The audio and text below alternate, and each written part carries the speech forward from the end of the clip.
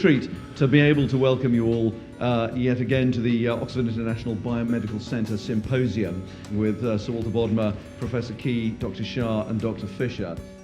I think the main reason I do it is to give the pupils a chance to experience a university-style symposium where you bring together experts in a particular field. They get to listen to those experts, get to the practice in not only listening but also formulating their own ideas and questions as a result of doing it.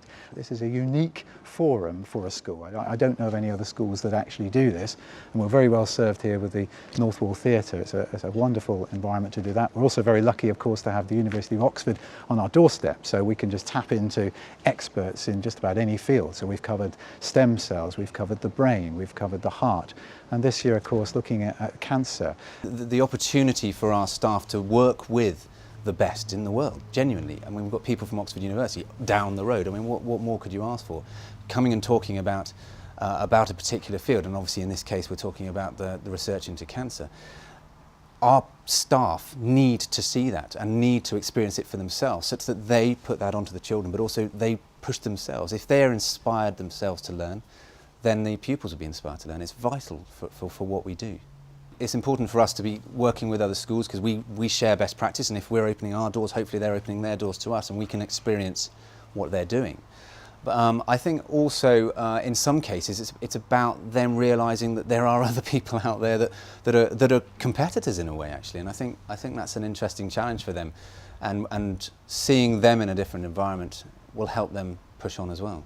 I'm Beth Reed and I am doing A-levels, so I'm doing maths, chemistry and biology. I want to study medicine, so I'm in the midst of preparing for that. More seeing cancer at a molecular level I found really interesting, and seeing how some are genetic, so hereditary, and some aren't, especially the common types of cancers which I haven't really looked into before. After this, I'm going to university to study biomedical sciences. I found the first talk quite interesting about cancer and how it's sort of like an evolutionary process. I want to do medicine or biology. I hope to read medicine at Cambridge or Edinburgh, and I'm also applying for biology at Imperial. I thought the first talk about the cancer cells gave me a taste of what research needs to be done in order to develop a treatment and actually applying it on a patient.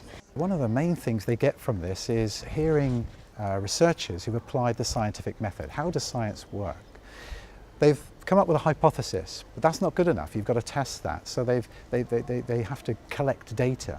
But once you've collected data, it's got to be processed, it's got to be statistically analysed, and it's got to be reviewed and reviewed again before, of course, it's ready for publication. And even then, of course, it needs to be constantly questioned and updated. And that scientific method is vital. And I think that the pupils gain a real insight into that scientific method from researchers who are actively involved in that in their everyday lives. So I'm a clinical oncologist. That means that I use chemotherapy and radiotherapy to treat cancer. So I'm seeing patients right through from their diagnosis to planning a treatment plan, through their treatment, and then out the other end of treatment and trying to make sure that the cancer doesn't come back. So my talk today was entitled Making Radiotherapy Smarter.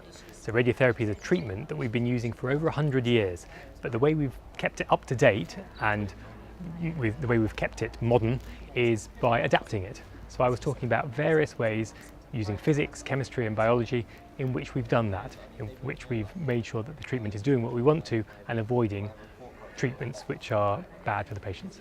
We're using chemistry to link those things together, but you need to know the physics of how radioactivity works, and you also need to know the biology of how to target that to the tumour.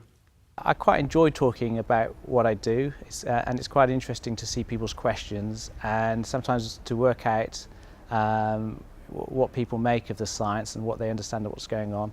I mean, it's very important. After all, a lot of the money that we spend is from charities or from taxpayers, and so letting people know exactly what we're doing with that money, and I think that's good. I found the last talk particularly quite interesting because the speaker mentioned how immune cells are deactivated inside tumor cells, and this then allows us, using this information, to use viruses to attack tumor cells and exclude normal cells from attacking. It's absolutely vital that they don't feel that there's a glass ceiling to their academic achievement.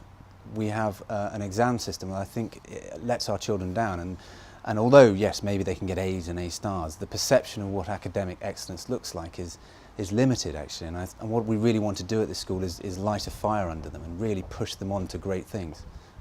The nature of this event will spark in them that hunger to find out more. I mean, what could be more important than research into cancer?